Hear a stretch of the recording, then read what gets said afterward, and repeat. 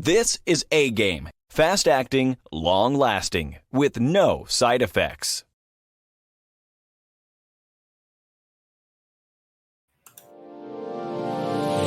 Hey all my Crimsonites, and welcome to the Crimson Cure channel, where we embrace our femininity, increase our womanly values, and celebrate our brothers. So join me on our feminine journey to learn, heal, and grow.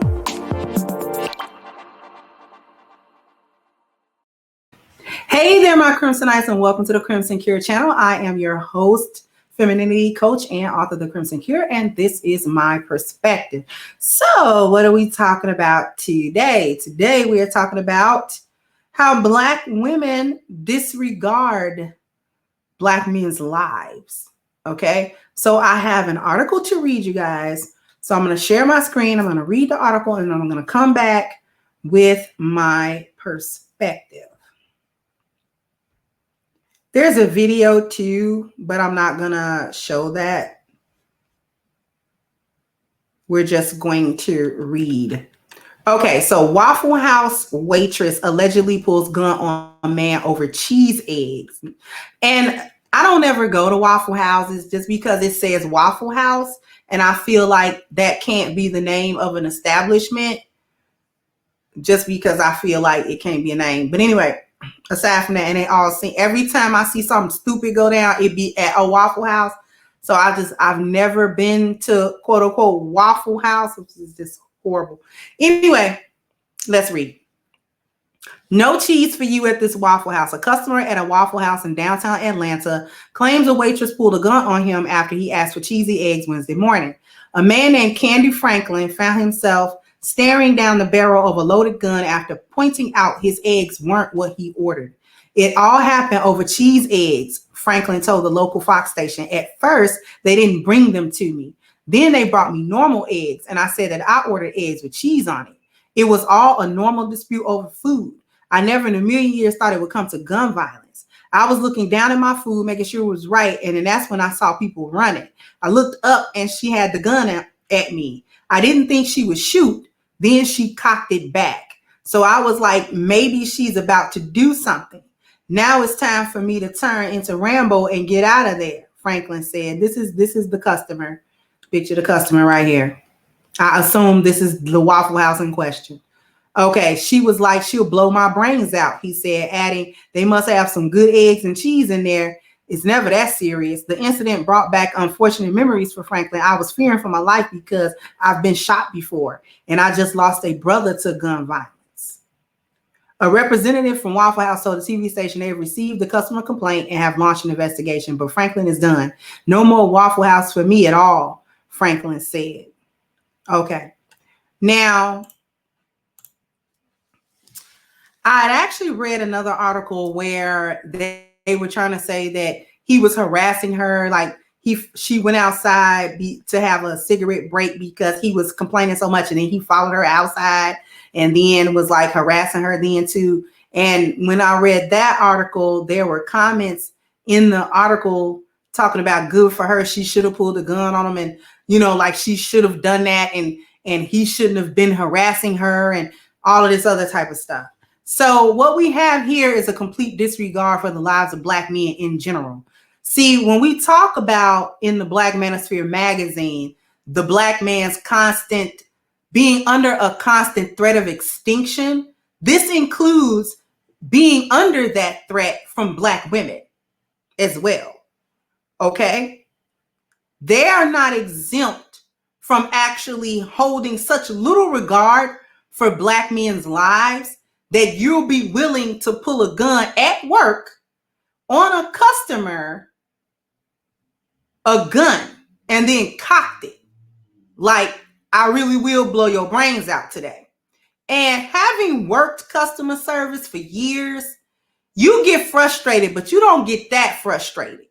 You understand what I'm saying? You're in a career or a field of work where you're dealing with the public in kind of a hustle bustle type of environment where you're responsible, especially as a waitress, you're responsible for several tables at once. And if this is a place that's kind of bumping, then you're back and forth on your feet dealing with people who are in the public And everybody's not calm. Everybody's not a happy camper. There are people who are finicky. There are people who are pleasant. There are people who are unpleasant. There are all types because you're in a field of work where you are dealing with the public. And a lot of these hyenas with these filthy back feet don't need to be dealing with the public because they unstable. You don't need to be working nowhere, ma'am, where you constantly are dealing with people and various people's temperaments and personalities and stuff they might say or things that they might do. Because when I was working in customer service, there was always a rude customer. And you could be doing everything that you're supposed to do for that customer. You could be giving them everything that they asked for. You could be doing extra stuff. You could be your performance can be 5-star and they'll have a complaint or they'll have an insult for you. Like, I got a little something I want to say to you. Don't let them call already upset at whatever is going on. You're about to hear it because you're the point of contact. And when I got tired of doing customer service, I didn't flip out on a customer. I stopped doing customer service. It would have to be a dire situation for your girl Crimson Cure to get back on a phone or go somewhere and be within customer service anymore. It taught me a lot, but it also taught me that, you know what? We doing something else. Because all y'all with these little attitudes, we're not doing it today. And when my patience ran too thin for that job, I dropped that job and I went and did something else that didn't try my patience that way. You understand what I'm saying? So, but a lot of these females are unstable. They are mentally unstable. It is too many that's running around here diagnosed and undiagnosed because you can't tell me that's a normal reaction for you being so what you gonna do tomorrow when another customer come in and complain about their food? Because if I make a particular order, I expect you to give me what I asked for. You want me to pay for it. So give me what I asked for. I didn't ask for something that's not on your menu. So go ahead, throw that little over-processed American cheese slices, them crab slices on these eggs and give them to me. Okay? That's what I want. I want American processed cheese slices, crab slices on these eggs. I know you ain't did nothing but throw the slice on there and microwave the eggs after they've been sitting under the heat lamps. Just go ahead and give them to me. And go ahead and give me these rot guts, belly aching pork sausages that I want. And that little stale piece of toast you got back there with that little pat of butter. Go ahead and give it to me. And that coffee that's been sitting there all day in that pot. Okay, I ordered it. So give it to me. And don't be getting mad at me because you can't get the order correct. And them little processed hash browns you got back there. You know folks is coming in for them same little orders. You ain't got but 2 things on the menu. You can't get that together. Then you want to get mad at the customer? What happens tomorrow when you get another customer that don't like what you did? I guess you really will blow their brains out. See, but worse than that is how it was okay for her to do that, according to some of the comment sections in these articles that I read. First of all, this is how little the life of a Black man actually means to Black women, not only to the greater society, but to Black women. This is how little a Black man's life means. I can just pull a gun. We didn't hear nothing about her being fired. We didn't hear nothing about, you know what I'm saying? Like, where are the criminal charges? What types of consequences is this waitress going to face by actually having a gun that you brought to work? Let's get that understood. She brought a gun to work and had it at nearby on her person that she could actually draw on a customer. This is concerning. All jokes aside, this is concerning. Because I don't want to go, whether I go to a Waffle House, a pancake house, or whatever kind of little breakfast spot I go to, if I order vegetarian, little veggie eggs, a veggie omelet, and you bring me You know what I'm saying? Omelet with ham in it, and I say, this got little pieces of meat in it, and I don't want that. I don't expect to be drawn on. What is this, the Wild Wild West? Who is you, Billy the Kid? Annie Oakley, who are you? And why are you so unstable? And why was the life of a black man so insignificant? And also, when they congratulated her for doing it, the aggression of black women is expected. That's the other side of that coin, that the world expects these types of behaviors from black women. So if she does it, it's not a big deal that she did it. We actually expect her to be this level of aggressive against her own, against anybody, but especially against her own male counterpart. So what we learn here is that these hyenas feel like the life of a black man is worth less than nothing. I can shoot you over eggs, or I can at least threaten to shoot you over eggs. This is the same thing with them going out and killing black men for so-called cheating. There was one story about a month ago where this one woman, I think she thought he was talking on the phone with another woman, and she replaced his shampoo with like Nair. And then when he washed his hair, it all fell out.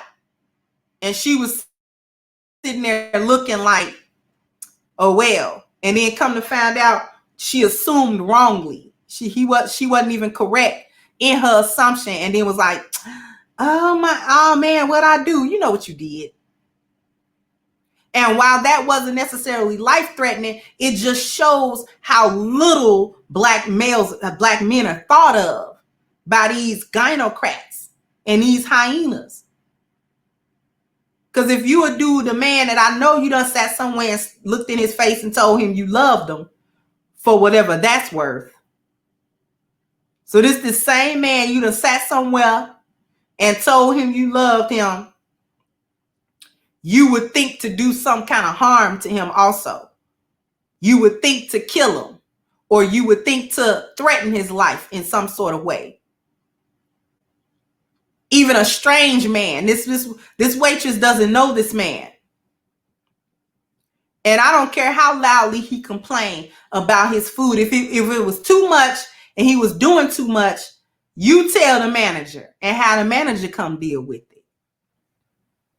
You don't pull a gun. What happened to work etiquette and professionalism? These hyenas don't know nothing about being professional. You're supposed to go tell your manager, hey, this customer has gotten out of control. They're belligerent. I'm doing my job, and I'm unable to really attend to this customer because every time they ask for something and I give it to them, there's another issue, and I'm being berated, or I'm being cursed out, or I'm being, you know what I'm saying, disrespected to a high degree here, and I really can't deal with this customer. So could you come deal with this customer for me?